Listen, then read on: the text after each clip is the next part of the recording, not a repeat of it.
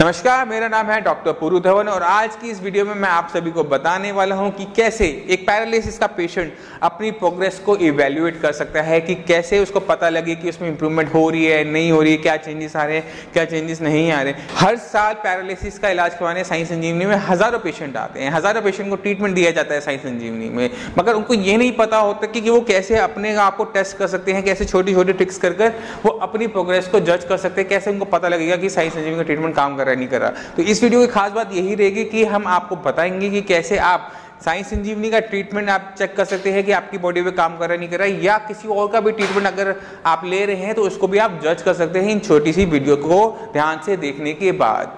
तो मान लीजिए मेरे सीधे हाथ में पैरालिसिस है, मेरा सीधा हिस्सा काम नहीं करता और मुझे इसे अब जज करना है कि मेरा हाथ में कितनी इंप्रूवमेंट होगी, मेरे पैर में कितनी इंप्रूवमेंट होगी। तो पहले क्या क्या काम करेंगे, पहले हम करेंगे ट्रीटमेंट शुरू होने से पहले एक वीडियो बनाएंगे। वीडियो में क्या देखेंगे कि मेरा जो हाथ है कितना उठता है।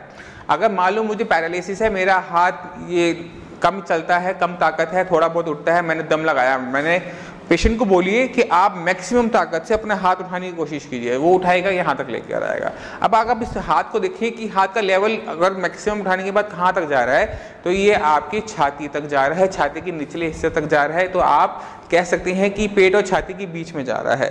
तो आप इसको लिख सकते हैं कि आज की तारीख में, कि आज तारीख मान लो 22 तारीख है, 22 मई तारीख को मेरा हाथ बिना किसी इलाज के यहाँ तक जाता था, या 1 महीना पहले इलाज के यहाँ तक जाता था। अब आप क्या करेंगे, आप अपना इलाज लेंगे, आप साई संजीवनी में ट्रीटमेंट लेते हैं, मेडिसिन खाते हैं। अब क्या होगा, आपका जो दिमाग था, जहाँ पे खून का थक्का आया था, जहाँ पे ब्रेन हेमरेज हुआ था, वहाँ का टिश्यू होता है डैमेज, ब्रेन हो जाता है वहाँ पे खत्म, तभी आपका एक हिस्सा काम करना बंद कर देता है। मेडिसिन लेना शुरू करते हो तो जो आपका हेल्दी ब्रेन है, जो हेल्दी दिमाग है, वो उस बीमार पार्ट का काम करना शुरू करता है, वो जो नुकसान हुआ था उसकी भरपाई करना शुरू करता है। आपके दिमाग के अंदर जो न्यूरॉन्स होते हैं, उनके बीच में जो कनेक्शंस होते हैं वो बनने शुरू होते हैं और आपको रिजल्ट आने शुरू होते हैं, आपको अपने हाथ में ताकत महसूस होनी शुरू होती है। तो आप 1 महीने बाद जब आप अपना हाथ उठाते हैं और देखते हैं कि आपका हाथ यहाँ तक जा रहा है, गर्दन तक जा रहा है, तो ये निचला हिस्सा था, नीचे था, अब आप ऊपर आ गए हो। तो ये छोटी छोटी जो इंप्रूवमेंट आपको अपने हाथ में नजर आती है कि आपका हाथ फेस तक आ गया, आईज तक आ गया, सिर तक जा रहा है, सिर के ऊपर जा रहा है, पुल का हाथ सीधा हो गया,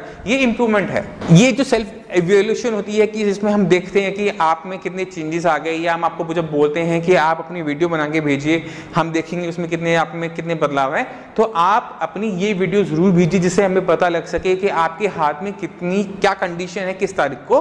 फिर हम अगले महीने फिर आपसे वीडियो मंगवाएंगे, फिर उसमें हम खुद देख पाएंगे कि आपके हाथ में कितने चेंजेस हो गए। ये चेंजेस तभी आपके हाथ में आ पाते हैं जब आपकी ब्रेन में जो नुकसान हुआ था उसकी भरपाई शुरू होती है। अगर ये चेंजेस नहीं आ पाते कि 1 महीने पहले आपका हाथ यहीं था और 1 महीने बाद भी यहीं रह जाता है, इसी लेवल पर रह जाता है, तो हम कह सकते हैं कि आपके माइंड के अंदर, आपके ब्रेन में जो डैमेज हुआ था उसकी भरपाई अभी शुरू नहीं हुई है। तो ये तो बात हो गई हाथ की, कि हाथ की आप इवैल्यूएशन कैसे कर सकते हैं, कैसे देख सकते हैं कि आपके हाथ में चेंजेस कैसे आ रहे हैं, हाथ की जो कनेक्शंस बन रहे हैं नहीं बन रहे, आपकी पावर आ रही नहीं आ रही, वो एक छोटे से टेस्ट से हम देख सकते हैं। कुछ पेशेंट के अंदर हाथ पूरे ऊपर जाते हैं, अब उसके लिए क्या करें, पेशेंट को हमने बोला हाथ उठाने के लिए, वो हाथ ऊपर लेके चला गया। अब इसमें कैसे टेस्ट हो सकता है, इसमें कोई रेंज तो है नहीं, तो मैक्सिमम ले गया, अब हमें कैसे पता लगेगा। ऐसे पेशेंट जिनके हाथ पूरे ऊपर चले जाते हैं, उनके अंदर और फैक्टर्स जुड़ जाते हैं जिनको हम इवैल्यूएट करते हैं। वो होता है पावर का, कि वो कितनी ताकत लगा पाता है अपने उस हाथ से, किस स्पीड से कर पा रहा है। आपने पेशेंट को बोला हाथ लगा उठाने के लिए और वो धीरे धीरे दम लगाता हुआ, धीरे धीरे पूरी ताकत लगाते हुए ये वो धीरे धीरे ले गया। महीना पहले ट्रीटमेंट लेने के बाद उसको बोला कि आप अपना हाथ उठाओ, तो सीधा अपना हाथ ले जाता है, हाथ ऊपर गया, उसी लेवल पे गया, मगर उसकी स्पीड, कितनी स्पीड से ऊपर लेके गया, उससे हमें इवैल्यूएशन करने में हेल्प मिलती है कि कितनी आपकी नसें खुल चुकी हैं, कितना वो काम कर रही है, कितना कंट्रोल आपके पास आ गया है। एक और होता है कि आपका हाथ जा रहा है और पूरा शिविर करता हुआ धीरे धीरे जा रहा है, और वही हाथ बड़े आराम से धीरे स्मूथ तरीके से चला जाता है। ये भी एक साइन होता है कि आपके अंदर कितने चेंजेस आ गए हैं ब्रेन लेवल के ऊपर, मस्कुलर लेवल के ऊपर। तो ये हमें हेल्प करता है। तो अगर आप साई संजीवनी के पेशेंट हैं या आप साई संजीवनी से ट्रीटमेंट लेना चाहते हैं, तो आपने अपने हाथ उठाने की वीडियो बनानी है जिसमें आप अपने पेशेंट को बोलिए कि आप अपना हाथ उठाएं। तो उसमें हम उसकी स्पीड देखेंगे, किस तरह से उठा रहा है वो देखेंगे, क्या रेंज जाती है वो देखेंगे।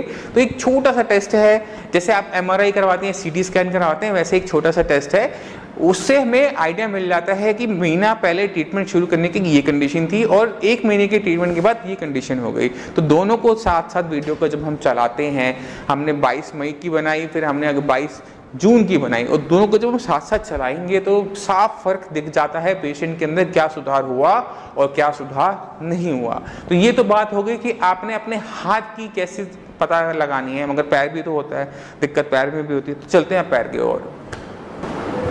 पैर की इंप्रूवमेंट देखने के लिए सबसे अच्छा तरीका ये होता है कि पेशेंट को चलाओ। पेशेंट को अगर हम जब चलाते हैं तो पेशेंट पैर कैसे रख रहा है उससे पता लग जाता है कि इसकी ब्रेन में कितने चेंजेस आ चुके हैं। अगर आप पैरालिसिस के पेशेंट को अगर आप नोटिस करेंगे तो जब उनकी दिक्कत शुरू होती है, चलना शुरू करता है, तो कभी भी वो चलने के समय अपनी एड़ी को पैर नीचे नहीं लगाते, हमेशा वो पंजा को नीचे रखते हैं। अगर मान लो कि मेरे सीधे हाथ में पैरालिसिस है और मैं पैर रखना चाहता हूँ, तो जैसे ही मैं पैर बढ़ाऊंगा तो मेरे पहले पंजा लगेगा, फिर नीचे एड़ी आएगी। पेशेंट कुछ इस तरह से चलता है कि पहले पंजा फिर एड़ी। मगर नॉर्मल इंसान कैसे चलता है?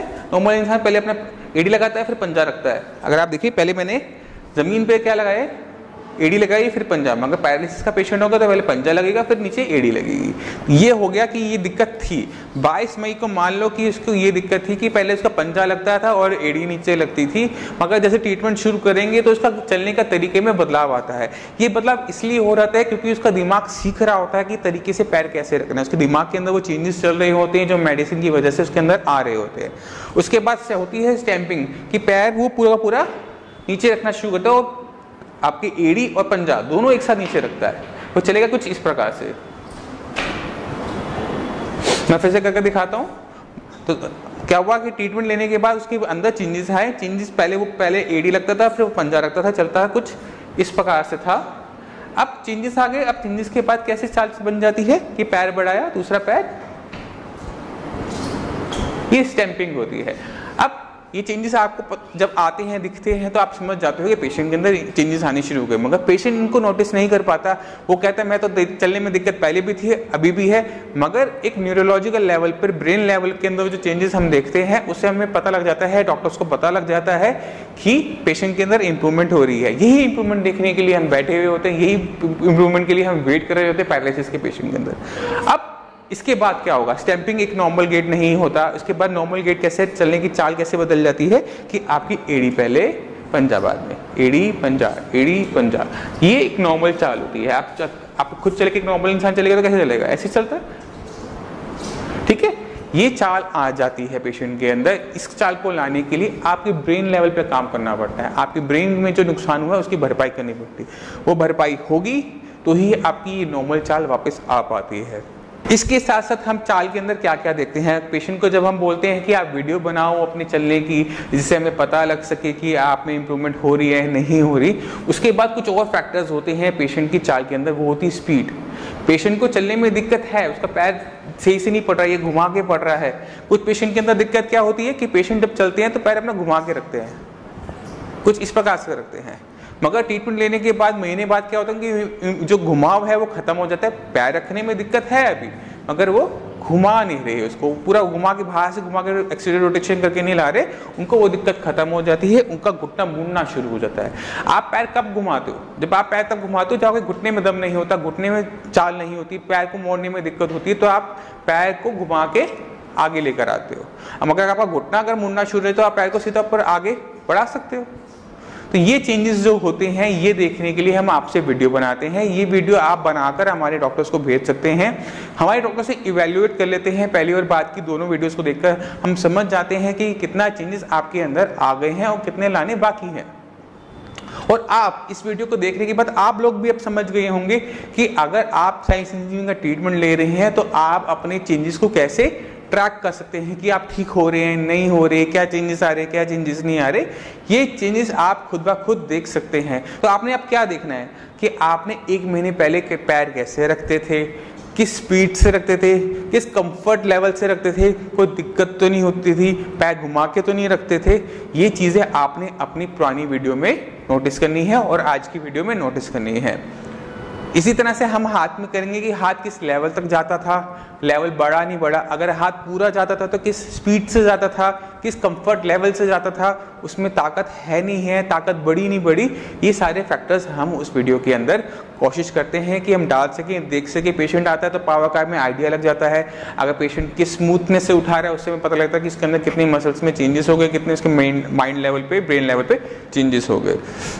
तो उम्मीद करता हूँ ये वीडियो साइंस इंजीनियरिंग की सारे के सारे पेशेंट्स को अपनी कंडीशन को इवैल्यूएट करने में हेल्प करने वाली है, और जो पैरालिसिस के बाकी पेशेंट हैं जो साइंस इंजीनियरिंग का ट्रीटमेंट नहीं ले रहे उनको भी हेल्प करेगी अपनी कंडीशन को इवैल्यूएट करने में कि महीना पहले और महीने बाद में कितना फर्क आपके अंदर आ गया, वो जज करने में आपको बहुत ज़्यादा हेल्प करने वाली है। अगर आपके माइंड में कोई भी डाउट हो पैरालिसिस से रिलेटेड कि पैरालिसिस क्या होता है, कैसे ठीक किया जाता है, क्या ट्रीटमेंट दिया जाता है, क्या खाया जाता है, कैसे एक्सरसाइज की जाती है, कैसे उसका टेस्ट किया जाता है, कोई भी डाउट हो पैरालिसिस से रिलेटेड तो आप नीचे दिए हुए नंबर पर कॉल करके हमारे डॉक्टर से फ्री ऑफ कॉस्ट कंसल्टेशन ले सकते हैं, उनसे पूछ सकते हैं, जो भी आपकी इंक्वायरी है, जो भी आपका डाउट है उनसे क्लियर कीजिए। और इसी के साथ मुझे चलने की आज्ञा दीजिए। धन्यवाद।